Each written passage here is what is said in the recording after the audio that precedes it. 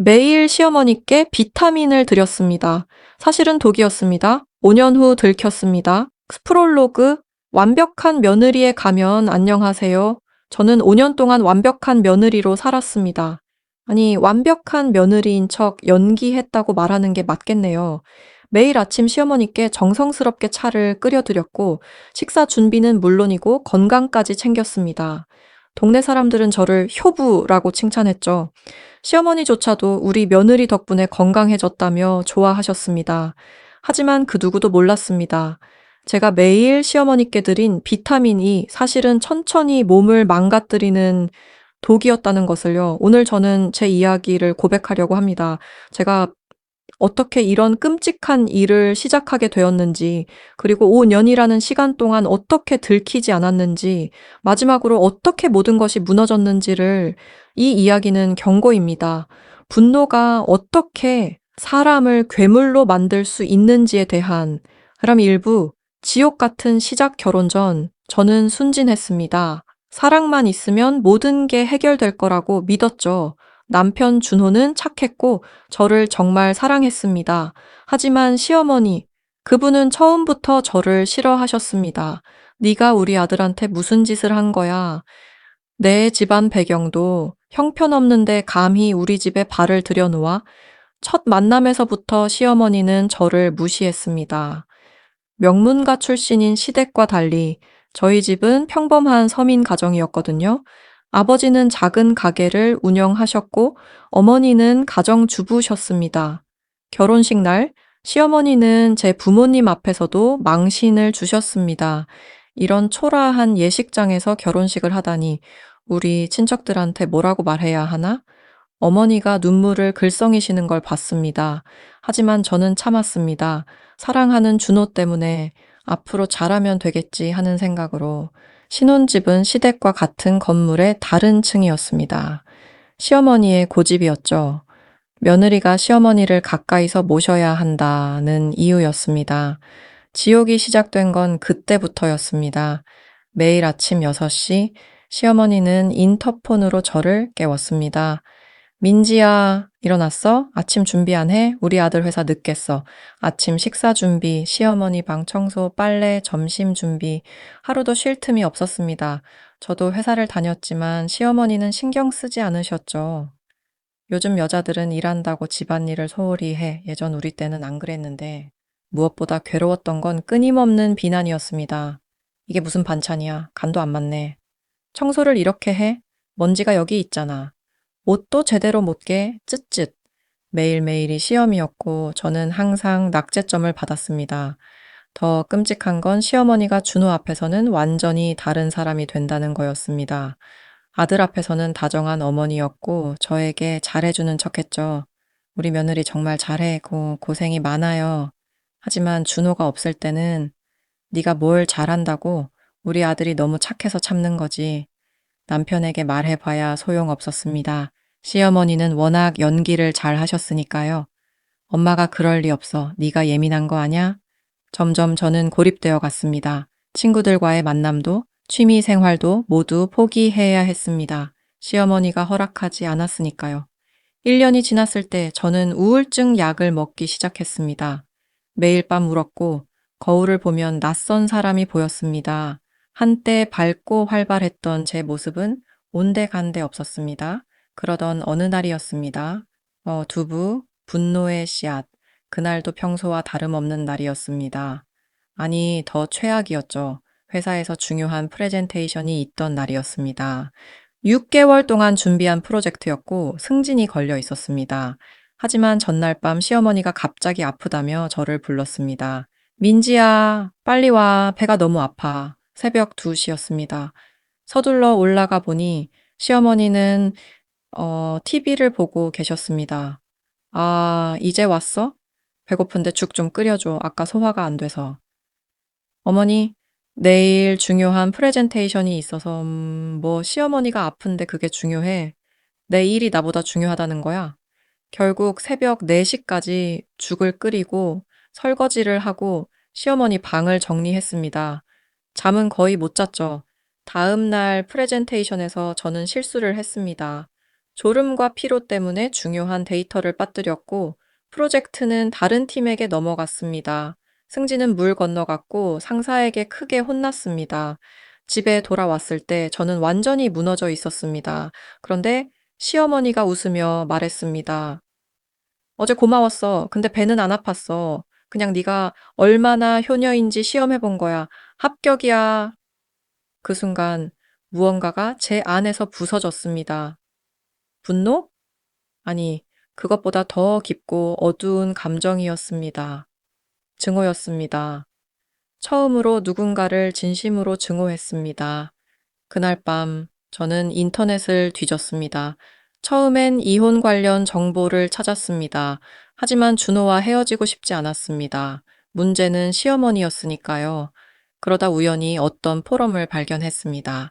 시댁 문제로 고통받는 며느리들의 모임이었죠. 거기서 저는 충격적인 글들을 봤습니다. 누군가는 시어머니의 음식에 변질된 재료를 섞었다고 했습니다. 누군가는 약을 잘못 챙겨줬다고 했습니다. 대부분은 농담이거나 분풀이용 글이었겠지만 제 머릿속에 이상한 생각이 싹트기 시작했습니다. 만약 시어머니가 아프면? 만약 시어머니가 제대로 된 판단을 못하게 되면? 만약, 아니, 안 돼야. 저는 고개를 저었습니다. 이게 무슨 생각이야? 저는 선한 사람이에요. 이런 생각을 하면 안 돼. 하지만 그 생각은 쉽게 지워지지 않았습니다. 세부, 악마의 속삭임 몇 주가 지났습니다. 상황은 더 악화되었죠. 시어머니는 제가 승진에 실패한 걸 알고는 더 심하게 굴었습니다. 역시 능력이 없어. 우리 아들은 부장인데 넌 그 모양이니. 어느 날 시어머니가 감기에 걸렸습니다. 병원에 다녀오셨는데 약봉지를 여러 개 받아오셨죠. 민지야, 이거 약 정리 좀 해줘. 뭐가 뭔지 모르겠네. 약들을 정리하면서 저는 각 약의 효능을 검색했습니다. 감기약, 소염제, 소화제, 그리고 혈압약. 혈압약을 보는 순간 이상한 생각이 들었습니다. 이 약을 너무 많이 먹으면 어떻게 될까? 저는 재빨리 그 생각을 지웠습니다. 하지만 그날 밤 잠이 오지 않았습니다. 인터넷을 뒤지며 약물 과다 복용에 대해 찾아봤습니다. 물론 그냥 호기심이었습니다. 정말로 뭘 하려는 건 아니었어요. 정말 그랬을까요? 일주일 후 시어머니가 또 아프다며 저를 불렀습니다. 이번에는 정말 아픈 것 같았습니다. 열도 있고 기침도 심했죠. 병원 가세요의 어머니. 됐어. 집에 약 있잖아. 그거 먹으면 돼. 네가 챙겨줘. 그때 악마가 속삭였습니다. 이거야 기회야. 아니 안 돼. 저는 고개를 저었습니다. 하지만 손은 이미 약 서랍을 열고 있었습니다. 감기약 그리고 수면제. 시어머니는 원래 불면증으로 수면제를 복용하셨습니다. 하지만 그날 저는 평소보다 조금 더 많은 양을 드렸습니다. 아주 조금만요. 어머니, 이거 감기약이에요. 그리고 이건 수면제인데 푹 주무셔야 낫거든요. 시어머니는 의심 없이 드셨습니다. 다음 날 아침, 시어머니는 무척 피곤해 보였습니다. 어젯밤에 이상하게 깊이 잤더니 머리가 무겁네. 많이 편찮으시니까 그러세요. 오늘도 약 드세요. 그날도, 그 다음 날도 저는 수면제를 조금씩 더 많이 드렸습니다. 물론 위험한 수준은 아니었습니다. 그저 시어머니가 하루 종일 피곤하고 멍한 상태가 되는 정도였죠. 그리고 놀라운 일이 일어났습니다. 시어머니가 저를 덜 괴롭혔습니다. 너무 피곤해서 저한테 잔소리할 기력도 없으셨던 거죠. 민지야, 오늘은 그냥 네가 알아서 해줘. 너무 피곤해. 처음으로 평화로운 하루를 보냈습니다. 시어머니의 잔소리도 비난도 없는 하루. 그날 밤 저는 생각했습니다.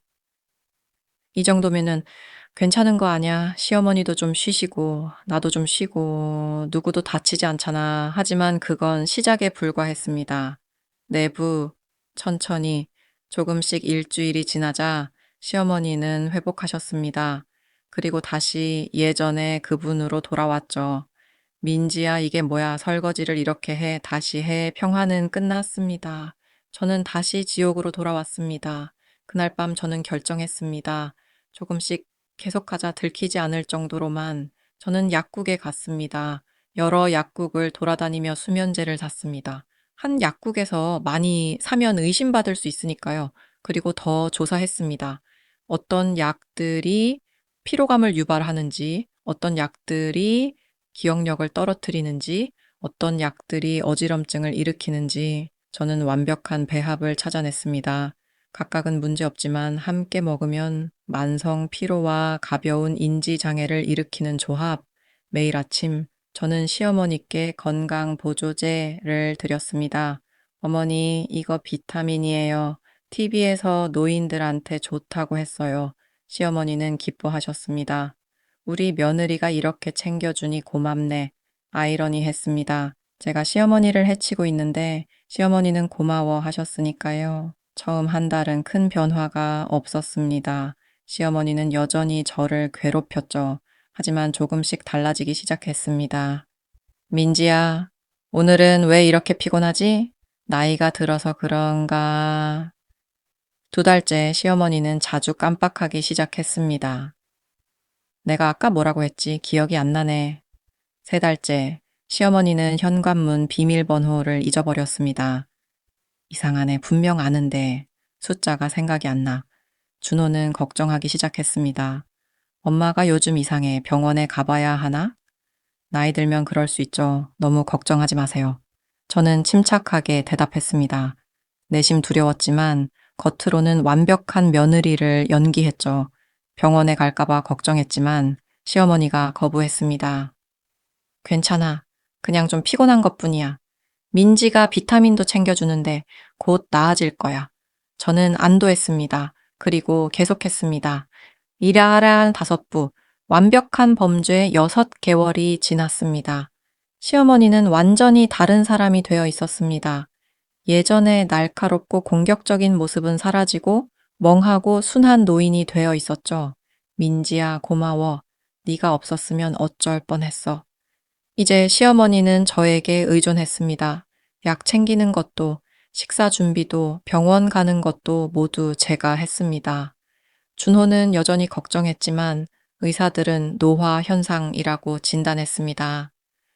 어르신 나이를 생각하면 자연스러운 증상입니다. 치매 초기일 수도 있고요.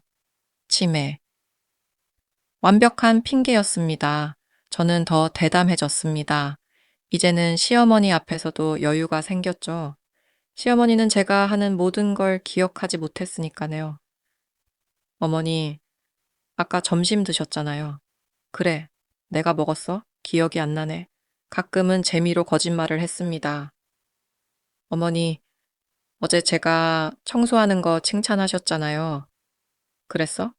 그랬나 보네. 권력이 완전히 역전되었습니다. 이제 제가 시어머니를 지배했습니다. 하지만 이상한 일이 일어났습니다. 저는 죄책감을 느끼지 못했습니다. 오히려 만족감을 느꼈죠. 이게 바로 정의야. 내가 받은 고통의 대가야. 한 년이 되었을 때 시어머니는 거의 스스로 아무것도 할 수 없게 되었습니다. 요양보호사를 구해야 한다는 얘기가 나왔지만 저는 반대했습니다. 제가 모시겠어요. 어머니를 남한테 맡길 수 없죠. 모두가 저를 칭찬했습니다. 정말 효부네요. 요즘 같은 며느리가 어디 있어요? 준호는 저를 더 사랑하게 되었습니다. 당신 정말 고마워. 엄마한테 이렇게 잘해주는 걸 보면 내가 당신하고 결혼하길 정말 잘했다는 생각이 들어. 밤에 그가 잠들면은 저는 거울을 봤습니다. 거기에는 낯선 사람이 있었습니다. 아니, 어쩌면 진짜 제 모습이었을지도 모릅니다. 괴물. 하지만 저는 멈추지 않았습니다. 6부. 통제할 수 없는 균열 2년째가 되었을 때 문제가 생기기 시작했습니다. 시어머니의 건강이 너무 빠르게 악화되었습니다. 예상보다 훨씬 빠르게요. 환자분이 갑자기 심각한 저혈압 증상을 보이고 있습니다. 신장 기능도 떨어지고 있고요. 의사의 말에 저는 당황했습니다. 제 계획은 천천히 눈에 띄지 않게 하는 거였는데 약물 상호작용 가능성을 검토해야겠습니다. 어머님이 드시는 약들을 모두 가져오실 수 있나요? 네, 가져올게요. 그날 밤 저는 패닉에 빠졌습니다. 약들을 검토하면 이상한 점을 발견할 수 있습니다. 왜 이렇게 많은 약을 먹는지, 왜 서로 맞지 않는 약들이 섞여 있는지 저는 약들을 정리했습니다. 의심받을 만한 것들을 빼고 정상적인 약들만 남겼습니다. 병원에서는 결국 명확한 원인을 찾지 못했습니다. 노화로 인한 다장기 기능 저하로 보입니다. 저는 안도했습니다. 하지만 그 안도감은 오래가지 못했습니다. 준호의 동생 지원이가 집에 왔습니다. 미국에서 의사로 일하던 그녀는 어머니 소식을 듣고 급히 귀국했죠. 언니, 어머니 상태가 이상해요. 단순한 치매나 노화가 아니에요. 의사들도 다 검사했는데 제가 직접 확인해 볼게요. 어머니가 드시는 약들 좀 보여주세요. 심장이 멎는 것 같았습니다. 지원아, 그게 왜요? 숨길 게 있어요? 지원의 눈빛이 날카로워졌습니다. 7부, 들킬 뻔한 순간, 언니, 이거 뭐예요? 지원이 약병 하나를 들고 있었습니다. 제가 깜빡하고 치우지 못한 거였습니다. 이건 수면제잖아요. 근데 왜 어머니 약통에 비타민이라고 써 있어요? 아, 그거 어머니가 약 먹기 싫어하셔서 비타민이라고 거짓말하지 마세요. 이 약은 처방전이 필요한데 어머니 처방 기록이 없어요. 언니가 따로 산 거죠? 땀이 등을 타고 흘렀습니다. 지원아, 오해야. 나는 어머니를 위해서 이걸로요? 지원은 냉장고를 열었습니다. 그리고 제가 시어머니께 드리던 영양제들을 찾아냈습니다. 이것들도 확인해 볼 거예요. 만약 이상한 게 나오면 그때였습니다. 시어머니가 거실로 나오셨습니다. 지원아, 왔구나. 민지한테 잘해줘야 해. 가 착한 아이야. 시어머니는 제 손을 잡으셨습니다. 우리 며느리 덕분에 내가 살아봐 이 애가 없었으면 진작 죽었을 거야. 지원의 표정이 복잡해졌습니다. 어머니 정신 차리세요. 언니가 어머니한테 이상한 약을 무슨 소리야. 민지가 나한테 비타민 챙겨주고 밥 해주고 좋은 애야. 결국 지원은 그날 아무 말도 하지 못했습니다. 시어머니가 완전히 제 편이었으니까요. 하지만 지원은 의심을 거두지 않았습니다. 아, 언니, 제가 어머니를 미국으로 모셔가서 정밀 검사를 받게 할 거예요. 뭐? 그건 저 반대할 이유라도 있어요? 궁지에 몰렸습니다. 만약에 미국에 가서 정밀 검사를 받으면 제 범죄가 드러날 겁니다. 하지만 반대하면 더 의심받을 것 같았습니다. 다행히 준호가 개입했습니다. 지원아, 엄마를 그렇게 멀리 모시고 가는 건 무리야. 여기서도 충분히 치료받고 있어. 오빠, 어머니 상태가 심각해요. 민지가 잘 돌보고 있어. 네, 걱정은 고맙지만 엄마는 여기 계셔야 해. 결국 지원은 미국으로 돌아갔습니다. 하지만 떠나기 전에 제게 말했습니다. 언니, 제가 계속 지켜볼 거예요. 만약 어머니한테 무슨 일이 생기면 그땐 가만 안 둘 거예요. 그날 밤 저는 모든 걸 정리하려고 했습니다. 이제 그만둬야 한다고 생각했죠. 하지만 멈출 수 없었습니다. 이미 너무 깊이 들어왔습니다. 멈추면 시어머니가 회복할 거고 회복하면 진실을 기억해낼지도 모릅니다. 아니면 의사들이 갑자기 나아진 걸 이상하게 여길 수도 있고요. 저는 계속할 수밖에 없었습니다. 8부 가속화되는 파멸 3년째 상황은 통제 불가능해졌습니다. 시어머니는 이제 거의 식물인간 수준이 되었습니다. 말도 제대로 걷지도 못했습니다. 침대에 누워 하루 종일 멍하니 천장만 바라보셨죠. 준호는 무너졌습니다. 이게 대체 어떻게 된 거야? 2년 전만 해도 멀쩡하셨는데 그는 매일 어머니 곁을 지켰습니다. 손을 잡고 눈물을 흘렸죠. 엄마, 저예요. 준호예요. 제 목소리 들려요? 시어머니는 희미하게 눈을 깜빡일 뿐이었습니다. 그 모습을 보면서도 저는 죄책감을 느끼지 못했습니다. 오히려 이렇게 생각했습니다. 이게 네가 나한테 한 짓의 대가야. 하지만 밤마다 악몽을 꾸기 시작했습니다. 시어머니가 제 침대 앞에 서 있는 꿈이었습니다. 하지만 예전의 건강한 모습이 아니라 지금의 마른 몸으로 그분은 제게 손가락을 가리키며 말했습니다. 네가 했지. 네가 나를 이렇게 만들었지. 아니에요. 저는 안 했어요. 거짓말쟁이, 살인자, 악몽에서 깨어나면 온몸이 땀으로 젖어 있었습니다. 하지만 낮이 되면 다시 완벽한 며느리로 돌아갔습니다. 어머니, 오늘 약 시간이에요.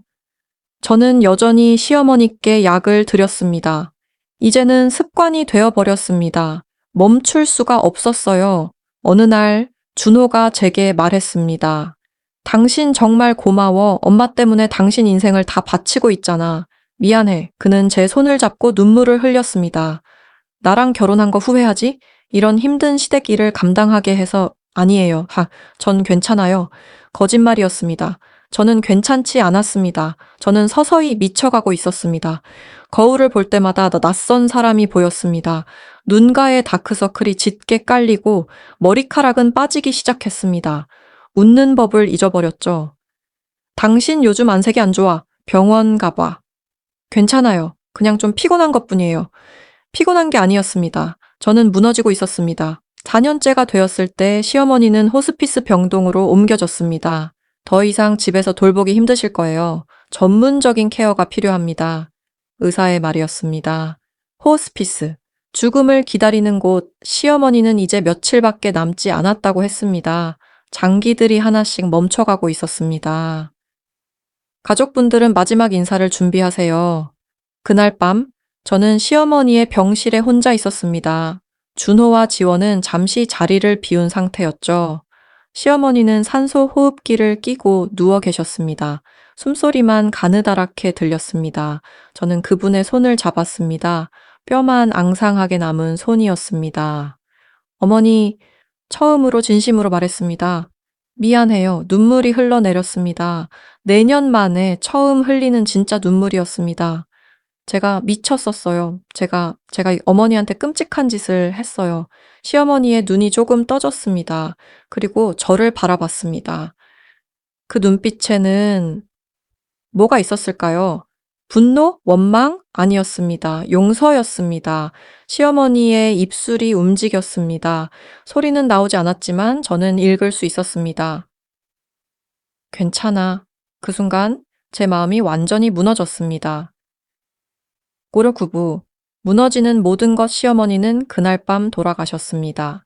장례식장은 조문객들로 가득했습니다. 모두들 저를 칭찬했습니다. 정말 효부세요. 끝까지 시어머니를 잘 모셨어요. 이런 며느리가 어디 있어요. 천사예요, 천사.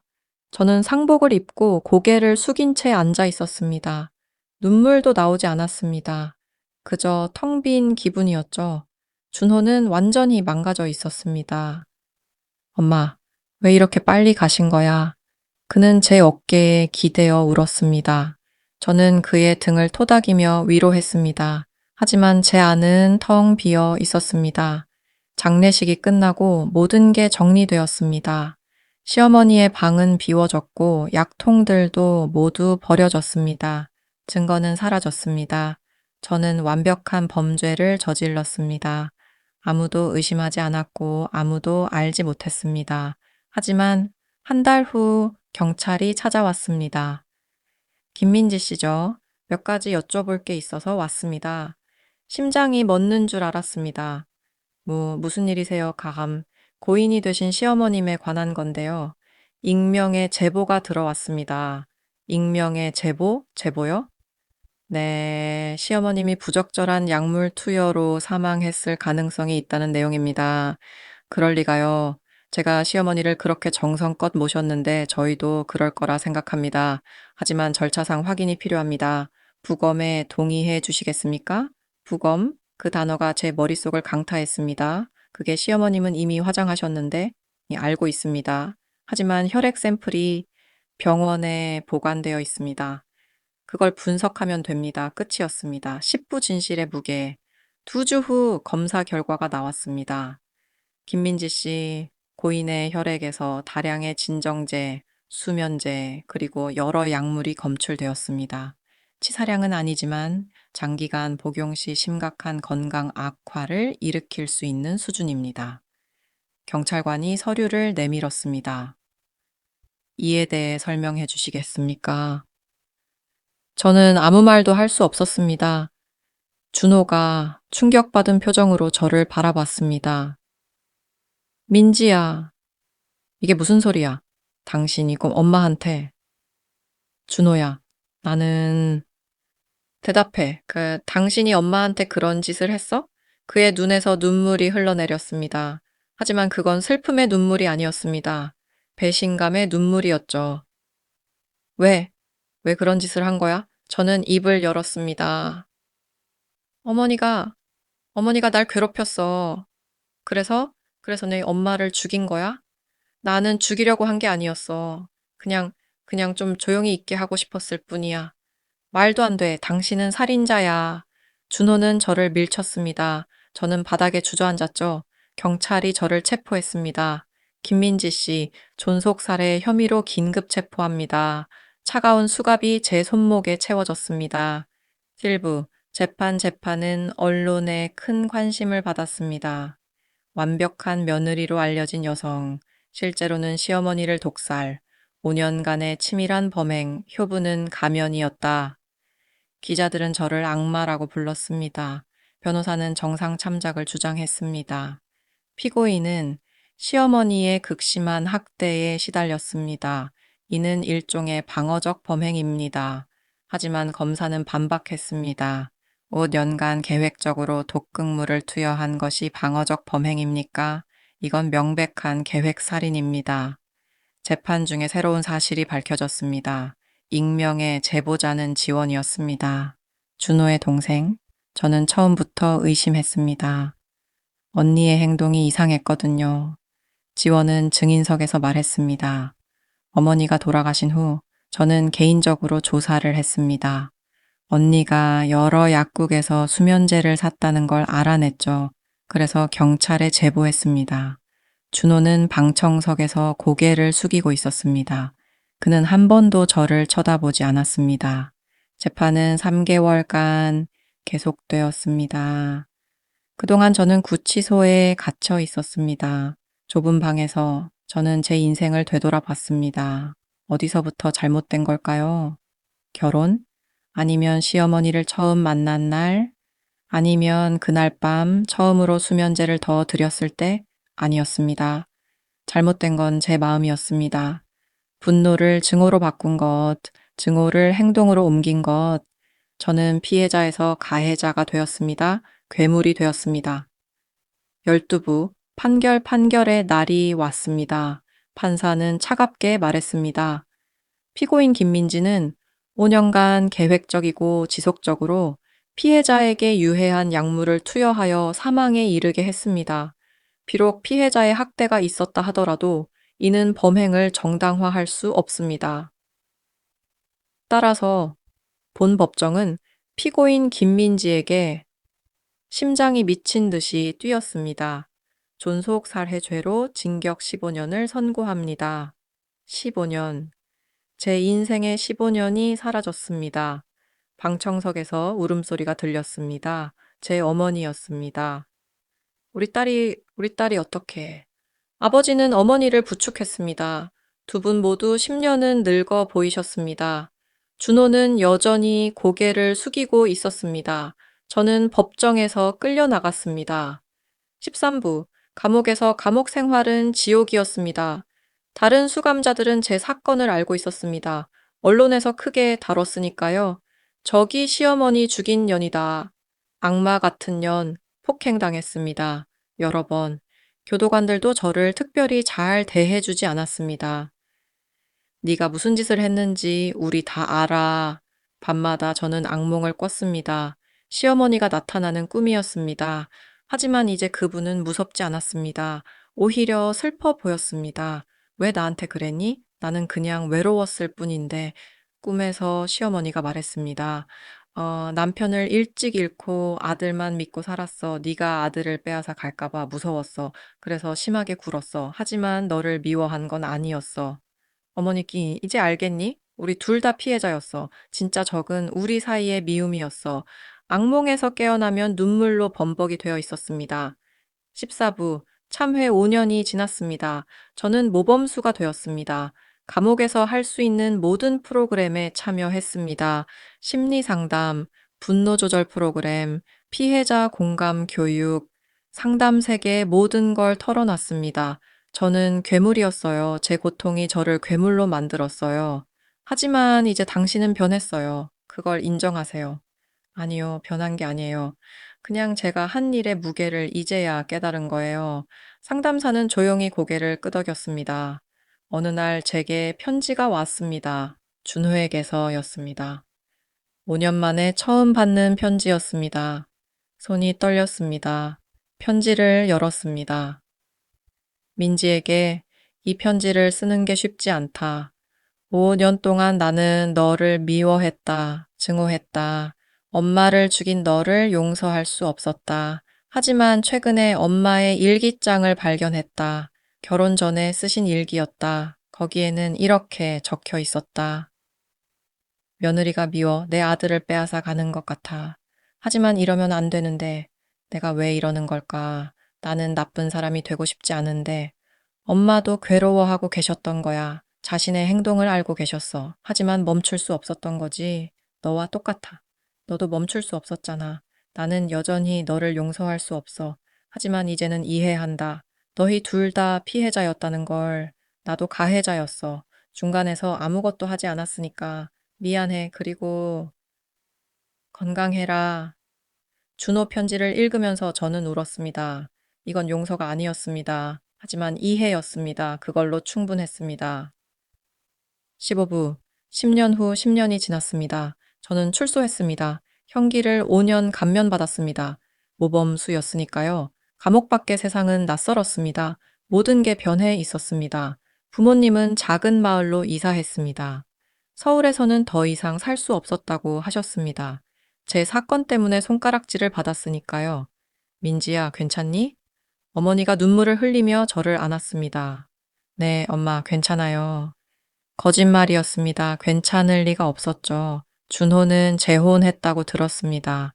아이도 있다고 하더군요. 다행이었습니다. 그는 행복할 자격이 있었으니까요. 저는 작은 식당에서 일하기 시작했습니다.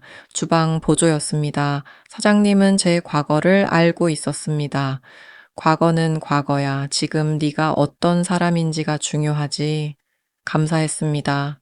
매일 밤 저는 시어머니의 사진 앞에서 기도했습니다. 어머니, 죄송합니다. 제가 정말 잘못했습니다. 용서받을 수 없다는 걸 알고 있습니다. 하지만 참회는 할 수 있습니다. 에필로그 15년 후 지금 저는 50대입니다. 작은 식당의 주방장이 되었습니다. 사장님이 은퇴하시면서 가게를 제게 넘겨주셨거든요. 네가 제일 열심히 일했으니까 너한테 주는 게 맞아. 손님들은 제 과거를 모릅니다. 그냥 맛있는 음식을 만드는 아줌마로만 알죠. 가끔 젊은 며느리들이 옵니다. 시댁 얘기를 하면서 울곤 합니다. 시어머니가 너무 힘들게 해요. 그럴 때마다 저는 조용히 말합니다. 견뎌. 하지만 증오하지는 마. 증오는 너를 괴물로 만들 거야. 무슨 뜻이에요? 그냥 내 경험에서 나온 말이야. 더 이상은 말하지 않습니다. 매년 시어머니의 제삿날이 되면 저는 산에 올라갑니다. 시어머니의 묘소는 없습니다. 화장했으니까요. 하지만 저는 조용한 곳에 앉아서 말합니다. 어머니, 저 민지예요. 또 왔어요. 아직도 용서를 구하러 왔어요. 평생 구할 거예요. 어머니도 힘드셨죠. 저도 힘들었어요. 우리 둘 다 서로를 이해하지 못했어요. 만약 다시 태어난다면, 다시 만난다면, 그때는 서로 좀 더 이해하고 싶어요. 바람이 불어옵니다. 마치 대답처럼 저는 눈을 감고 기도합니다. 이게 제 이야기입니다. 경고입니다. 분노가 어떻게 사람을 파괴하는지에 대한, 증오가 어떻게 모든 것을 앗아가는지에 대한, 그리고 참회가 얼마나 무거운지에 대한, 만약 당신이 지금 누군가를 증오하고 있다면 멈추세요, 제발. 증오는 상대방만 파괴하는 게 아닙니다. 당신 자신도 파괴합니다. 저처럼. 작가의 말탈렘, 이 이야기는 허구입니다. 하지만 그 안에 담긴 교훈은 진실입니다. 시댁 갈등, 고부 갈등은 많은 가정의 현실입니다. 하지만 그 갈등을 어떻게 다루느냐가 중요합니다. 대화로 해결하세요. 거리를 두세요. 필요하면 전문가의 도움을 받으세요. 하지만 절대 증오로 맞서지 마세요. 증오는 당신을 괴물로 만듭니다. 이 이야기가 누군가에게 경고가 되기를 그리고 도움이 되기를 바랍니다. 감사합니다. 매일 시어머니께 비타민을 드렸습니다. 사실은 독이었습니다. 5년 후 들켰습니다. 프롤로그 완벽한 며느리에 가면 안녕하세요. 저는 5년 동안 완벽한 며느리로 살았습니다. 아니, 완벽한 며느리인 척 연기했다고 말하는 게 맞겠네요. 매일 아침 시어머니께 정성스럽게 차를 끓여드렸고 식사 준비는 물론이고 건강까지 챙겼습니다. 동네 사람들은 저를 효부라고 칭찬했죠. 시어머니조차도 우리 며느리 덕분에 건강해졌다며 좋아하셨습니다. 하지만 그 누구도 몰랐습니다. 제가 매일 시어머니께 드린 비타민이 사실은 천천히 몸을 망가뜨리는 독이었다는 것을요. 오늘 저는 제 이야기를 고백하려고 합니다. 제가 어떻게 이런 끔찍한 일을 시작하게 되었는지, 그리고 5년이라는 시간 동안 어떻게 들키지 않았는지, 마지막으로 어떻게 모든 것이 무너졌는지를, 이 이야기는 경고입니다. 분노가 어떻게 사람을 괴물로 만들 수 있는지에 대한 제 본명은 김민지입니다. 올해 47살이고 지금은 교도소 안에서 이 글을 쓰고 있습니다. 제 손에는 수갑 자국이 남아 있고 제 마음에는 지울 수 없는 죄책감이 새겨져 있습니다. 하지만 처음부터 이랬던 건 아닙니다. 저도 한때는 평범한 여자였습니다. 꿈 많고 사랑 많은 평범한 여자였죠. 일부 사랑했던 시작 10년 전으로 돌아가 보겠습니다. 저는 37살이었고 중견 광고 회사에서 일하는 커리어 우먼이었습니다. 팀장 승진을 앞두고 있었고 나름 성공적인 삶을 살고 있었죠. 그때 준호를 만났습니다. 회사 미팅에서였습니다. 그는 클라이언트 회사의 임원이었고 저는 프레젠테이션을 담당했죠. 제 발표가 끝나고 그가 다가왔습니다. 훌륭한 프레젠테이션이었습니다. 혹시 저녁 식사 같이 하실 수 있을까요? 비즈니스 이야기를 더 나누고 싶어서요. 그렇게 시작된 만남이 연애로 이어졌습니다. 준호는 완벽했습니다. 잘생겼고 능력 있고 무엇보다 저를 존중해줬습니다. 제 일을 이해해줬고 제 꿈을 응원해줬죠. 민지야, 너는 정말 대단해. 네가 하는 일을 보면 내가 다 뿌듯해. 6개월간의 연애 끝에 준호가 청혼했습니다. 민지야, 나랑 결혼해 줄래? 평생 너를 행복하게 해줄게. 저는 울면서 그를 안았습니다. 네, 좋아요. 당신과 평생을 함께하고 싶어요. 그때는 정말 행복했습니다. 세상 모든 것을 가진 것 같았죠. 하지만 행복은 오래가지 못했습니다. 리금 두부, 첫 만남에 악몽 준호의 어머니를 처음 만난 날을 저는 평생 잊지 못할 겁니다. 강남의 고급 레스토랑이었습니다. 준호가 예약한 곳이었죠. 엄마, 소개할 사람이 있어요. 제 약혼녀 민지예요. 시어머니는 저를 위아래로 훑어봤습니다. 마치 물건을 감정하듯이요. 그 눈빛에서 저는 차가운 거부감을 느꼈습니다. 안녕하세요, 이 어머님. 김민지라고 합니다. 저는 정중하게 인사했습니다. 하지만 시어머니는 제 손을 잡지 않았습니다. 어머니 왜 그러세요? 준호가 당황한 목소리로 물었습니다. 준호야, 잠깐 나랑 얘기 좀 하자. 두 사람은 테이블을 떠났습니다. 저는 혼자 남겨졌죠. 주변 사람들의 시선이 따가웠습니다. 20분 후 준호가 창백한 얼굴로 돌아왔습니다. 민지야, 미안해. 엄마가 네가 마음에 안 드신대. 왜요? 제가 뭘 잘못했나요? 아니야, 네 잘못이 아니야. 그냥 엄마가 원하던 며느리상이 아니래. 가슴이 철렁했습니다. 그럼 우리 결혼 못하는 건가요? 아니야, 절대 그럴 리 없어. 나는 널 포기 안 해. 엄마를 내가 설득할게. 하지만 준호의 눈빛에서 불안함이 보였습니다. 그날 밤, 저는 준호에게 물었습니다. 어머니가 정확히 뭐라고 하셨어요? 준호는 한참을 망설이다가 말했습니다. 엄마가 내 집안 배경을 문제 삼았어. 우리 집은 3대째 의사 집안이거든. 할아버지, 아버지, 나까지. 엄마는 며느리도 의사 집안 출신이길 원했어. 그래서요? 네 아버지가 작은 가게를 하신다는 게 엄마 입장에서는 준호는 말을 잇지 못했습니다. 저는 분노가 치밀어 올랐습니다. 하지만 참았습니다. 괜찮아요. 제가 어머니를 설득할게요. 제가 얼마나 당신을 사랑하는지, 얼마나 좋은 며느리가 될 수 있는지 보여드릴게요. 순진했습니다. 정말 순진했죠. 의뢰공 3부, 지옥의 시작 다음 주말 저는 시댁을 방문했습니다. 준호의 집은 평창동의 대저택이었습니다. 정원이 딸린 2층 양옥집이었죠. 어서 오세요. 시어머니는 차갑게 인사했습니다. 미소 한 점 없이요. 어머님, 이거 작은 선물이에요. 저는 백화점에서 산 고급 한과 세트를 건넸습니다. 일주일치 월급이 들어간 선물이었죠. 시어머니는 포장을 뜯어보더니 코웃음을 쳤습니다. 이런 건 우리 집에 늘 있어요. 굳이 사오지 않으셔도 됐는데. 얼굴이 화끈거렸습니다. 거실로 안내되었습니다. 시아버지는 이미 돌아가셨고 집에는 시어머니와 가사도우미만 있었습니다. 앉으세요. 시어머니가 소파를 가리켰습니다. 저는 조심스럽게 앉았죠. 민지 씨, 솔직하게 말할게요. 저는 당신이 우리 며느리가 되는 걸 원하지 않아요.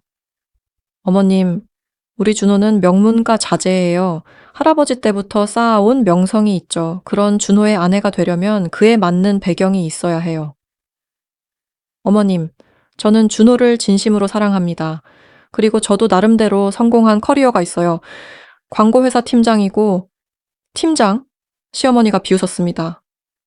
그게 뭐가 대단한가요? 우리 집안과는 격이 맞지 않아요. 심장이 쿵쾅거렸습니다. 화가 났지만 참았습니다. 어머님, 제게 기회를 주세요. 제가 좋은 며느리가 될 수 있다는 걸 증명하겠습니다. 시어머니는 저를 차갑게 바라봤습니다. 좋아요. 그럼 시험을 해보죠. 시험이요? 네. 오늘부터 한 달간 매주 주말마다 우리 집에 와서 집안일을 도와주세요. 청소, 요리, 빨래, 며느리로서 할 일들을 해보세요. 그러면은 생각해 볼게요. 준호가 끼어들었습니다. 엄마, 그건 너무 심한 거 아니에요. 민지도 직장인이에요. 조용히 해. 며느리가 될 사람이 시댁 일 정도는 해야지. 아니면 결혼하지 말든가. 저는 고개를 끄덕였습니다. 알겠습니다, 어머님, 하겠습니다. 준호가 미안한 표정으로 저를 봤습니다. 하지만 저는 웃어 보였습니다. 참자. 한 달만 참으면 돼. 하지만 그건 시작에 불과했습니다. 4부. 한 달간의 실현 첫 번째 주말. 새벽 6시에 도착했습니다. 시어머니의 지시였죠. 며느리는 시어머니보다 먼저 일어나야 해요. 현관문을 열자마자 시어머니가 나타났습니다. 왔어요? 늦었네요. 벌써 6시 5분이에요. 죄송합니다, 어머님. 사과는 필요 없어요. 일이나 하세요. 저기 청소 도구 있으니까 2층부터 청소하세요. 2층에는 방이 4개였습니다. 시어머니 방, 준호 방, 손님 방 2개. 청소를 시작했습니다. 먼지 하나 없이 깨끗하게 닦았습니다. 3시간이 걸렸죠? 다 했습니다, 어머님. 시어머니가 올라와서 검사했습니다. 흰 장갑을 끼고 구석구석을 만졌습니다. 여기 먼지 있네요. 그 창문틀 모서리를 가리켰습니다. 정말로 아주 작은 먼지가 있었습니다. 다시 하세요. 네. 다시 2층 전체를 청소했습니다. 점심시간. 민지 씨 점심 준비하세요. 네? 저는 요리를 잘 못하는데 배우면 되죠? 부엌에 레시피 책 있으니까 보고 만드세요. 된장찌개, 불고기, 시금치나물, 김치찌개, 계란찜 5가지 반찬 만드세요. 부엌에 들어갔습니다. 요리 경험이 거의 없는 저는 당황했습니다. 레시피 책을 보며 필사적으로 만들었습니다. 2시간 후 식탁에 음식을 차렸습니다. 시어머니가 한 숟가락 떠먹더니 얼굴을 찌푸렸습니다. 이게 뭐예요? 된장찌개에 간이 안 맞네요. 불고기는 타고 시금치나물은 질기고 이걸 음식이라고 만들었어요. 죄송합니다, 여모님. 다시 만들겠습니다. 됐어요. 이미 점심시간 다 지났어요. 설거지나 하세요. 설거지를 하는데 눈물이 났습니다. 하지만 참았습니다. 오후에는 빨래를 했습니다. 손빨래로요. 세탁기가 있는데도 시어머니는 손빨래를 시켰습니다. 요즘 젊은 애들은 손빨래도 못해요. 배워야죠. 그럼 저녁 7시에 집에 돌아갔습니다. 온몸이 아팠습니다. 하지만 다음 주말이 기다리고 있었습니다. 2번째 주말. 이번에는 새벽 5시 반에 오라고 했습니다. 며느리 교육은 일찍 시작해야 해요. 그날은 정원 손질이었습니다. 잡초를 뽑고 나무를 다듬고 낙엽을 치웠습니다. 한겨울인데도 말이죠. 손이 얼어붙었습니다. 장갑을 달라고 하니 시어머니가 말했습니다. 며느리가 그것도 못 참아요? 예전 우리 때는 예전 얘기가 시작되면 끝이 없었습니다. 세 번째 주말, 이번에는 대청소였습니다. 집 전체를요. 명절이 다가오니까 미리 대청소해야죠. 천장부터 바닥까지 구석구석 모두 닦았습니다. 12시간이 걸렸습니다. 저녁 8시에 끝났을 때 저는 거의 쓰러질 뻔했습니다. 수고했어요. 그런데 내일도 와야 해요. 김장하거든요. 네. 며느리가 김장도 모르면 어떡해요. 내일 새벽 4시에 오세요. 네 번째 주말. 김장이었습니다. 배추 100포기. 새벽 4시부터 밤 10시까지 김장을 했습니다. 손은 고춧가루에 데렀고 허리는 끊어질 것 같았습니다. 민지 씨, 솜씨가 영 엉망이네요. 배추 속 넣는 것 좀 봐요. 이게 뭐예요? 죄송합니다. 사과만 하지 말고 제대로 하세요. 한 달이 지났습니다. 마지막 주말 시어머니가 말했습니다. 민지 씨, 한 달 동안 잘 참았어요. 그래서 결론을 내렸어요. 가슴이 뛰었습니다. 드디어 인정받는 건가? 역시 안 되겠어요. 당신은 우리 며느리감이 아니에요. 네, 한 달 동안 봤는데 집안일 하나도 제대로 못하더라고요. 요리는 형편없고 청소는 엉망이고 이런 며느리를 어떻게 받아들여요? 준호가 화를 냈습니다. 엄마, 민지는 충분히 노력했어요. 이건 너무 심한 거 아니에요? 네가 뭘 알아? 결혼은 사랑만으로 되는 게 아니야. 그날 저는 무너졌습니다. 한 달 동안의 노력이 물거품이 되었습니다. 집에 돌아와서 거울을 봤습니다. 거울 속의 제 모습은 한 달 전과 완전히 달랐습니다. 수척해지고 다크서클이 짙어지고 눈빛은 생기를 잃었습니다. 준호가 전화했습니다. 민지야, 미안해. 정말 미안해. 내가 엄마를 계속 설득할게. 준호야, 나 너무 힘들어. 알아. 조금만 참아줘, 제발. 저는 고개를 끄덕였습니다. 사랑하니까요. 하지만 이건 시작에 불과했습니다. 5부, 강행된 결혼 3개월이 더 지났습니다. 시어머니는 계속 반대했습니다. 하지만 준호는 포기하지 않았습니다. 엄마, 나는 민지랑 결혼할 거예요. 엄마가 허락하든 안 하든 너 지금 나한테 대드는 거야? 대드는 게 아니에요. 이건 제 인생이에요. 결국 준호의 고집으로 결혼이 결정되었습니다. 하지만 시어머니는 끝까지 불만을 표시했습니다. 결혼 준비 과정은 악몽이었습니다. 웨딩드레스가 너무 화려해요. 우리 집안 격에 안 맞아요. 예식장이 너무 작아요. 우리 친척들이 많은데 어떡해요. 신혼여행을 해외로 돈 낭비예요. 국내로 가세요. 모든 결정에 시어머니가 개입했습니다. 제 의견은 전혀 반영되지 않았죠. 결혼식 날. 제 부모님이 오셨습니다. 아버지는 낡은 양복을 입으셨고 어머니는 떨리는 손으로 제 드레스를 만지셨습니다. 우리 딸 예쁘다. 행복하리엄. 네, 엄마. 하지만 행복하지 않았습니다. 이미 불행의 그림자가 드리워져 있었으니까요. 식이 시작되기 전 시어머니가 제 부모님께 다가왔습니다. 사돈어른 오셨어요? 네, 그동안 안녕하셨습니까? 아버지가 공손하게 인사하셨습니다. 시어머니는 예식장을 둘러보더니 말했습니다. 식장이 참 소박하네요. 뭐 신부 측 형편이 이러니까 이해는 해요. 어머니의 얼굴이 굳었습니다. 저희가 최선을 다했습니다. 최선이 이 정도예요? 쯧쯧. 우리 친척들한테 뭐라고 말해야 하나. 제가 끼어들었습니다. 어머님 그런 말씀은 뭐 시어머니한테 말댔구야? 주변 사람들이 쳐다봤습니다. 저는 입을 다물 수밖에 없었습니다. 식이 진행되는 동안 저는 웃어야 했습니다. 하지만 눈물이 났습니다. 피로연해서 시어머니는 계속 불만을 토로했습니다. 음식이 별로네요. 하객이 너무 적어요. 신부 친구들 옷차림 좀 봐요. 격식이 없어. 준호는 미안한 표정으로 저를 봤습니다. 하지만 시어머니한테는 아무 말도 하지 못했습니다. 신혼여행은 제주도 2박 3일이었습니다. 시어머니가 정한 일정이었죠. 멀리 가면 돈만 낭비해요. 제주도면 충분해요. 신혼여행에서 돌아온 다음 날 시어머니가 전화했습니다. 민지야, 오늘 우리 집 와서 청소 좀 해줘. 너희 없는 동안 먼지가 쌓였어. 어머님, 오늘은 좀, 신혼여행 다녀왔다고 피곤해? 며느리가 그것도 못해? 결국 그날도 시댁에 갔습니다. 신혼집은 시댁과 같은 건물의 다른 층이었습니다. 며느리는 시어머니 가까이 있어야 해요. 그래야 효도하죠. 시어머니의 주장이었고 준호는 반대하지 못했습니다. 민지야, 미안해. 엄마가 워낙 고집이 세서 괜찮아. 어차피 다른 집 구할 돈도 없잖아. 결혼 비용으로 저축이 거의 바닥났습니다. 시댁에서는 한 푼도 도와주지 않았습니다. 요즘 여자들도 돈 잘 버는데 신혼집 정도는 마련해야죠. 시어머니의 말이었습니다. 신혼 첫날 밤 새벽 6시에 인터폰이 울렸습니다. 민지야, 일어났어? 아침 준비 안 해? 우리 아들 회사 늦겠어. 준호가 당황해 했습니다. 엄마, 우리 아직 신혼인데. 신혼이면 뭐해? 며느리가 아침밥은 해야지. 그렇게 지옥이 시작되었습니다. 여섯부, 일상이 된 학대의 매일 아침 6시, 시어머니의 인터폰 소리로 하루가 시작되었습니다.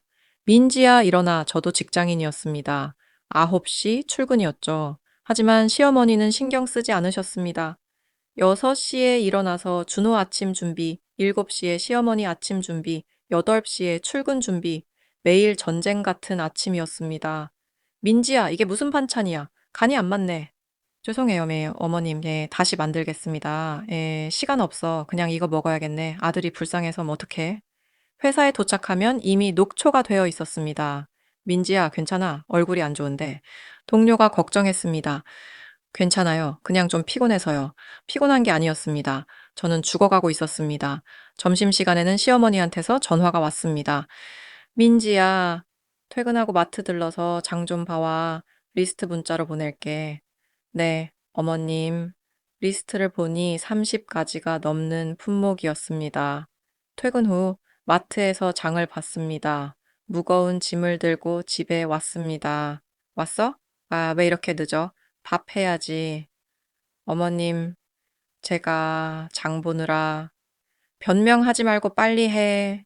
저녁 준비를 하고 설거지를 하고 시어머니 방 청소를 하고 자정이 되어서야 제 방으로 돌아왔습니다. 준호는 이미 자고 있었습니다. 그는 회사 일로 바빴고 집안일은 전혀 거들지 않았습니다. 민지야, 미안해. 나도 너무 피곤해서. 다음 날도 그 다음 날도 똑같았습니다. 주말은 더 지옥이었습니다. 토요일 아침 6시 시어머니가 내려왔습니다. 민지야, 오늘 대청소하자. 이 집 너무 더러워. 어머님, 제가 매일 청소하는데요. 그렇게 청소한 게 청소야. 구석구석 먼지투성이잖아. 하루 종일 청소를 했습니다. 시어머니는 계속 지적했습니다. 여기 봐. 여기도 먼지 있어. 이게 청소야. 다시 해. 일요일은 빨래와 다림질이었습니다. 민지야, 이 셔츠 좀 봐. 주름이 그대로잖아. 다시 다리미질 할게요. 네가 하는 일이 다 그 모양이야. 우리 아들이 불쌍해. 매주 이런 식이었습니다. 친구들과의 만남도 끊어졌습니다. 민지야, 이번 주말에 만날래? 미안, 나 시댁끼리 있어서 또 너 요즘 너무 안 보이. 네, 괜찮아? 응, 괜찮아. 다음에 꼭 만나자. 하지만 다음은 오지 않았습니다. 취미 생활도 포기했습니다. 독서도, 영화 감상도, 운동도 모두 제 삶은 오직 시댁일 뿐이었습니다. 3개월이 지났을 때 저는 우울증 진단을 받았습니다. 환자분, 스트레스가 심하시네요. 약을 처방해 드릴게요. 선생님, 제가 이상한 건가요? 아니에요. 환자분의 상황이 힘든 거예요. 주변에 도움을 요청하세요. 하지만 누구에게 도움을 요청할 수 있을까요? 준호한테 말해봤습니다. 준호야, 어머님이 너무 심하셔. 나도 직장인인데 매일 이렇게는 못 살겠어. 민지야, 엄마가 원래 그래. 조금만 참아줘. 조금이 아니야. 매일이야. 나는 당신의 아내지 가정부가 아니야. 알아. 내가 엄마한테 말해볼게. 하지만 준호는 시어머니한테 아무 말도 하지 못했습니다. 어느 날 제가 직접 시어머니한테 말했습니다. 어머님, 제가 말씀드릴 게 있어요. 뭔데? 저도 직장인이에요. 매일 이렇게 일을 시키시면 제가 너무 힘들어요. 시어머니의 얼굴이 굳었습니다. 지금 나한테 불만이야. 불만이 아니라 이해를 구하는 거예요. 이해. 며느리가 시어머니를 모시는 게 당연한 거지. 무슨 이해를 구해? 어머님, 요즘은 그렇게 살지 않아요. 맞벌이 부부는 요즘? 요즘이 뭐가 중요해? 전통이 중요하지. 예전에는 며느리가 시어머니 대소변까지 받았어. 그런데 너는 밥 좀 하는 게 힘들어?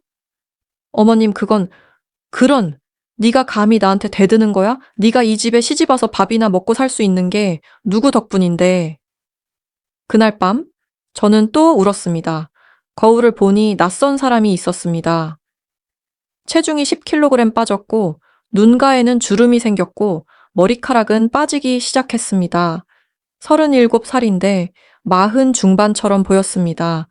회사에서도 문제가 생겼습니다.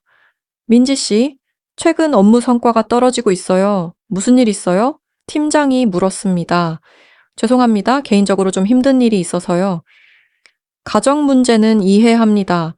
하지만 회사 일에 영향을 주면 안 되죠. 정신 차리세요. 승진 대상에서 제외되었습니다. 3년을 준비한 승진이었는데 그날 밤 시어머니가 또 전화했습니다. 민지야, 내일 아침 일찍 와서 김치찌개 끓여줘. 우리 아들이 먹고 싶대. 어머님, 내일 중요한 미팅이 있어서 미팅이 중요해. 남편이 중요해. 며느리가 그것도 구분 못해. 전화를 끊었습니다. 그리고 베개에 얼굴을 묻고 소리 없이 울었습니다. 6개월째가 되었을 때 저는 한계에 도달했습니다. 7부, 분노의 씨앗이 싹트다. 그날은 제게 정말 중요한 날이었습니다. 6개월 동안 준비한 대형 프로젝트 프레젠테이션이 있었습니다. 성공하면 팀장 승진은 물론이고 회사에서 저의 입지가 확고해지는 프로젝트였죠. 발표는 오전 10시였습니다. 저는 전날 밤 늦게까지 자료를 점검했습니다. 새벽 2시쯤 거의 잠들려고 할 때였습니다. 인터폰이 울렸습니다. 민지야, 빨리 와, 응급이야. 시어머니의 목소리였습니다. 심장이 쿵 내려앉았습니다. 준호를 깨웠습니다. 어머니가 응급일에 빨리 가자 급히 옷을 입고 위층으로 올라갔습니다. 문을 열고 들어가니 시어머니는 소파에 앉아 TV를 보고 계셨습니다. 어머님 괜찮으세요? 어디 아프신 데는? 아프진 않아. 그냥 배가 고파서 죽 좀 끓여줘. 네? 아까 저녁을 별로 못 먹었더니 배가 고프네. 소화도 안 되고 죽 끓여줘. 저는 멍하니 시어머니를 바라봤습니다. 어머님, 지금 새벽 2시예요. 그리고 제가 내일 중요한 발표가. 뭐? 시어머니가 배고프다는데 그게 중요해? 며느리 맞아 너? 준호가 끼어들었습니다. 엄마, 민지 내일 정말 중요한 날이에요. 제가 편의점 가서 안 돼. 편의점 음식은 소화가 안 돼. 며느리가 정성껏 끓인 죽을 먹어야 해. 저는 부엌으로 갔습니다. 손이 떨렸습니다. 쌀을 씻고 죽을 끓였습니다. 40분이 걸렸습니다. 다 됐습니다. 어머님. 시어머니는 한 숟가락 떠먹더니 고개를 저었습니다. 간이 안 맞네. 다시 해. 어머님, 다시 하라고. 다시 끓였습니다. 새벽 4시가 되었습니다. 이번엔 괜찮네. 고마워. 시어머니는 그렇게 말하고는 TV를 계속 봤습니다. 집으로 돌아왔을 때 저는 잠을 잘 수 없었습니다. 너무 화가 났으니까요. 아침 6시 알람이 울렸습니다. 2시간밖에 못 잤습니다. 회사에 갔습니다. 눈이 충혈되어 있었고 머리는 멍했습니다. 오전 10시 프레젠테이션이 시작되었습니다. 임원들 앞에서 발표를 시작했습니다. 하지만 집중이 안 되었습니다. 김민지 대리 3분기 마케팅 전략은 그게 자료를 놓쳤습니다. 중요한 데이터를 빠뜨렸습니다. 대리 정신 차려요. 이게 뭐예요? 상사가 화를 냈습니다. 발표는 엉망이 되었습니다. 6개월간의 노력이 물거품이 되었죠. 회의가 끝나고 팀장이 저를 불렀습니다. 민지 씨, 오늘 무슨 일이에요? 이건 말도 안 돼요. 죄송합니다. 죄송하다고 해결돼요. 이 프로젝트 다른 팀으로 넘어갔어요. 승진도 물 건너갔고요. 그날 저는 회사 화장실에서 1시간 동안 울었습니다. 집에 돌아왔습니다. 완전히 무너져 있었습니다. 그런데 시어머니가 웃으며 말했습니다. 민지야, 어젯밤에 고마웠어. 근데 사실 나 배 안 고팠어. 네. 그냥 네가 얼마나 효녀인지 시험해 본 거야. 시어머니가 부르면 새벽이든 언제든 달려와야 하는 거 아니겠어? 그 순간입니다. 제 안에서 무언가가 부서졌습니다. 또 마치 줄이 끊어지는 소리 같았습니다. 저는 시어머니를 바라봤습니다. 그 얼굴에 웃음이 가득했습니다. 저의 고통을 즐기는 웃음이었습니다. 합격이야. 역시 우리 며느리야. 저는 아무 말도 하지 않고 방으로 돌아왔습니다. 그날 밤 저는 인터넷을 뒤졌습니다. 처음에는 이혼 관련 정보를 찾았습니다.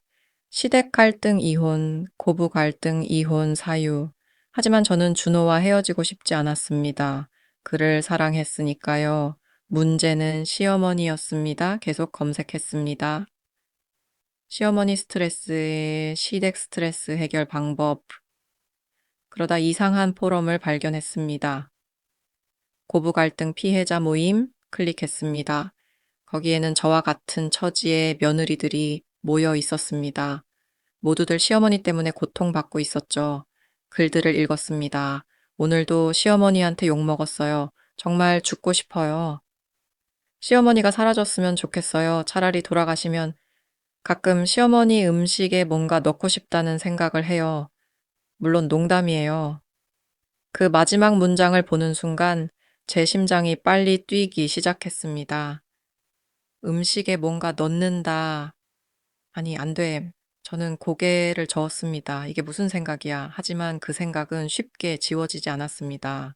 머릿속에 계속 맴돌았습니다. 만약, 만약 시어머니가 아프면? 만약 시어머니가 건강이 나빠지면? 만약, 아니야. 저는 모니터를 껐습니다. 하지만 잠을 잘 수 없었습니다. 8부, 악마의 속삭임 다음 날도, 그 다음 날도 시어머니의 학대는 계속되었습니다. 민지야, 이 반찬 뭐야? 못 먹겠네. 민지야, 청소 제대로 해. 이게 뭐야? 민지야, 너 왜 이렇게 못해? 매일매일 저는 인격을 짓밟혔습니다. 회사에서도 문제가 계속되었습니다. 민지 씨, 이번 분기 실적이 안 좋아요. 정신 좀 차려요. 네, 죄송합니다. 동료들도 저를 피하기 시작했습니다. 민지, 요즘 왜 그래? 너 예전 같지 않아? 미안해. 내가 좀 힘들어서 친구들은 하나둘 떠나갔습니다. 제가 만날 시간이 없었으니까요. 가족도 걱정했습니다. 민지야, 너 얼굴이 왜 그래? 많이 아픈 거 아니야? 어머니가 걱정스럽게 물었습니다. 아니에요, 언니 엄마 괜찮아요. 거짓말. 엄마가 봐도 네가 이상해. 시댁에서 힘든 거지. 아니에요. 민지야, 참지만 말고 말해. 엄마가 도와줄게. 하지만 어떻게 도와줄 수 있을까요? 이미 결혼했는데 2주가 지났습니다. 어느 날 시어머니가 감기에 걸렸습니다. 민지야, 내가 아픈 것 같아. 병원 데려다 줘. 병원에 갔습니다. 의사는 약을 처방했습니다. 감기약이고요. 이건 소염제예요. 이건 해열제고 약봉지가 여러 개였습니다. 집에 돌아와서 약을 정리했습니다. 시어머니는 눕고 싶다며 방으로 들어가셨죠. 저는 약들을 하나하나 살펴봤습니다. 감기약, 소염제, 해열제, 그리고 시어머니가 평소에 드시던 혈압약, 당뇨약, 그때 이상한 생각이 들었습니다. 이 약들을 잘못 먹으면 어떻게 될까? 저는 황급히 고개를 저었습니다. 안 돼. 이런 생각하면 안 돼. 하지만 호기심이 생겼습니다. 저는 핸드폰을 꺼내 검색했습니다. 약물 과다 복용 증상 검색 결과가 나왔습니다. 약물 과다, 복용 시 어지러움, 구토, 의식 저하 등의 증상이 나타날 수 있습니다. 계속 검색했습니다. 혈압약 과다 복용. 혈압약을 과다 복용하면 저혈압, 현기증, 실신 등이 발생할 수 있습니다. 수면제 부작용. 수면제를 장기 복용하면 인지기능 저하, 기억력, 감토해 등이 나타날 수 있습니다. 저는 계속 검색했습니다. 1시간, 2시간, 그러다 문득 정신을 차렸습니다. 내가 지금 뭐 하는 거야? 저는 핸드폰을 던졌습니다. 무서웠습니다. 제 생각이 무서웠습니다. 하지만 그날 밤 잠을 잘 수 없었습니다. 머릿속에는 온통 약 생각뿐이었습니다. 만약, 만약 시어머니가 약을 조금 더 먹으면 위험하지 않을 정도로만 그냥 좀 피곤하게 만드는 정도로 그러면은 시어머니가 저를 덜 괴롭히지 않을까? 아니야. 저는 베개를 얼굴에 눌렀습니다. 이런 생각하면 안 돼. 하지만 생각은 계속되었습니다. 다음 날 아침 시어머니가 약을 달라고 했습니다. 민지야, 약 좀 가져다 줘. 아직 몸이 안 좋아. 저는 약을 가져다 드렸습니다. 손이 떨렸습니다. 시어머니는 약을 드시고 다시 누웠습니다. 오늘은 좀 쉬어야겠어. 너 혼자 집안일 해. 네, 어머님. 평소 같으면 짜증 났을 텐데 그날은 안도했습니다. 시어머니가 조용히 쉬시니까요. 그날 저녁 이상한 생각이 들었습니다. 시어머니가 아프면 저를 덜 괴롭히네. 끔찍한 생각이었습니다. 하지만 사실이었습니다. 일주일이 지났습니다. 시어머니는 회복하셨고 다시 예전으로 돌아왔습니다. 민지야, 이게 뭐야? 청소 제대로 안 했잖아. 민지야, 밥이 왜 이 모양이야? 지옥이 다시 시작되었습니다. 그날 밤 저는 결정을 내렸습니다. 끔찍한 결정이었습니다. 하지만 저는 이미 한계를 넘어섰습니다. 야, 조금만, 야, 정말 조금만, 위험하지 않을 정도로만, 그냥 시어머니가 좀 피곤하게 만드는 정도, 그래서 저를 덜 괴롭히게, 누구도 다치지 않아. 예, 그냥 평화로운 시간을 갖는 것 뿐이야. 저는 스스로를 설득했습니다. 즉, 구부. 첫 번째 범행 다음 날, 저는 약국에 갔습니다. 수면제 주세요. 처방전 있으세요? 네. 시어머니의 처방전을 보여줬습니다. 시어머니는 불면증으로 수면제를 복용하고 계셨거든요. 한 달치 드릴게요. 약을 받아 들고 나왔습니다. 가슴이 두근거렸습니다. 아니야, 나는 그냥 혹시 모르니까 사는 거야. 실제로 쓸 건 아니야. 하지만 거짓말이었습니다. 저는 이미 결정했으니까요. 집에 돌아와서 약을 숨겼습니다. 제 옷장 깊숙한 곳에. 며칠이 지났습니다. 그날도 시어머니는 저를 괴롭혔습니다. 민지야, 이게 반찬이야. 걔한테 줘도 안 먹겠다. 접시를 던지셨습니다. 음식이 바닥에 쏟아졌습니다. 다시 만들어. 저는 무릎을 꿇고 바닥을 닦았습니다. 눈물이 났지만 참았습니다. 그날 밤, 저는 옷장을 열었습니다. 수면제를 꺼냈습니다. 손이 떨렸습니다. 정말 할 거야, 에임. 아니야, 안 돼. 이건 범죄야. 하지만 제 손은 이미 약을 열고 있었습니다. 작은 알약들이 손바닥에 놓였습니다. 하나만, 하나만 더 드리면 어떨까? 위험하지 않아. 그냥 좀 더 깊이 주무시는 정도잖아. 저는 스스로를 합리화했습니다. 다음 날 아침, 시어머니께 약을 드렸습니다. 어머님, 아침 약이에요. 평소 드시는 약들, 그리고 수면제 하나를 더 시어머니는 의심 없이 드셨습니다.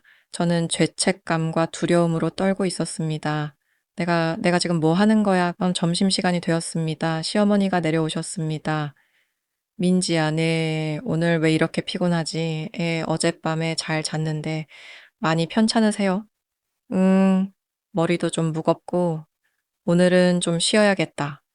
시어머니는 다시 방으로 올라가셨습니다.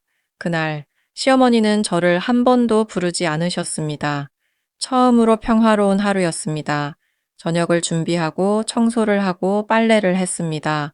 하지만 누구도 저를 괴롭히지 않았습니다. 준호가 퇴근했습니다. 엄마는 오늘 많이 피곤하신가 봐. 하루 종일 주무셨어. 그래, 괜찮으신가? 응, 그냥 좀 피곤하신 것 같아. 그날 밤, 저는 이상한 감정을 느꼈습니다. 죄책감, 그리고 안도감, 끔찍한 안도감이었습니다. 시어머니가 조용하니까 뭐 좋네. 아니야. 이런 생각하면 안 돼. 하지만 부인할 수 없었습니다. 저는 평화를 느끼고 있었습니다. 다음 날 아침 시어머니가 내려오셨습니다. 어제 이상하게 피곤했어. 오늘은 괜찮은데. 그리고 다시 시작되었습니다.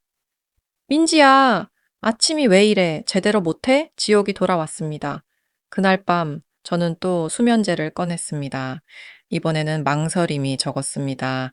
어제 아무 문제 없었잖아. 그냥 하루 더, 다음 날도 그 다음 날도 저는 시어머니께 수면제를 더 드렸습니다. 일주일이 지났습니다. 시어머니는 계속 피곤해 하셨습니다. 이상해. 뭐지, 얘 요즘 왜 이렇게 피곤하지? 병원 가보세요, 어머님. 아니야, 괜찮아. 그냥 나이 들어서 그런가 봐. 저는 안도했습니다. 병원에 가지 않으시니까요. 그리고 저는 더 대담해졌습니다. 야암 10부, 깊어지는 늪 한 달이 지났습니다.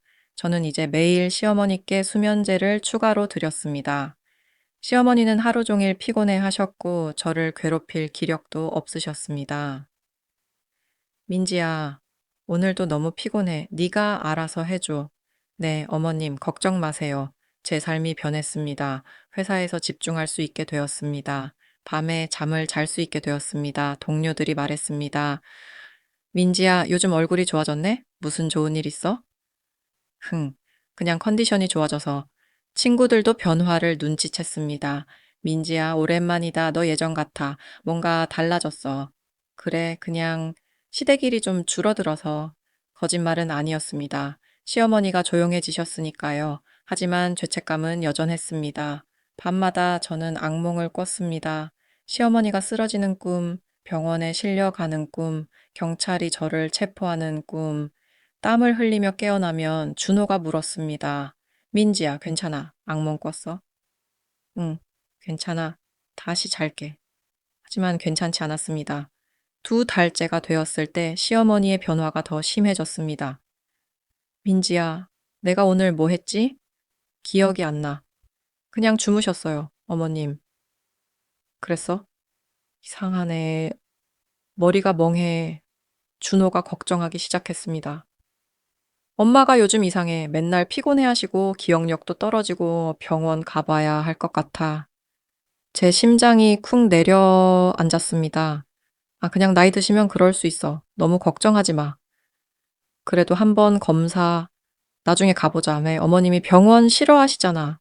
다행히 시어머니도 병원을 거부했습니다. 병원은 싫어. 민지가 잘 챙겨주니까 괜찮아. 저는 안도했습니다. 하지만 동시에 더 깊은 죄책감을 느꼈습니다. 시어머니가 저를 믿고